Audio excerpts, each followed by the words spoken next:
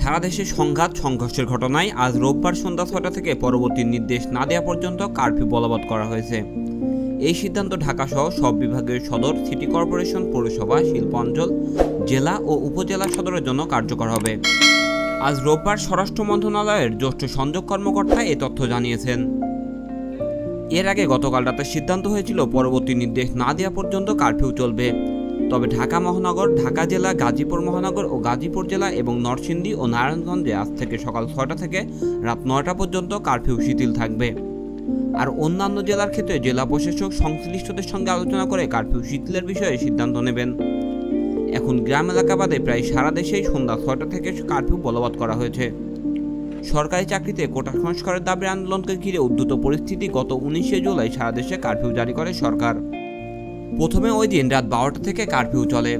এরপরে এলাকাভেদে আলাদা আলাদাভাবে বিরতি দিয়ে কারফিউ চলে এসেছে। গতকাল সরকারের পদত্যাগের এক দফা দাবি ঘোষণা করেছেন বৈষম্য বিরোধী ছাত্র আন্দোলন। তারা আজ থেকে অসহযোগ আন্দোলনের ডাক দিয়েছে। এই নিয়ে আজ রোববার ঢাকা সহ দেশের বিভিন্ন এলাকায় সংঘাত ও সংঘর্ষের ঘটনা ঘটেছে।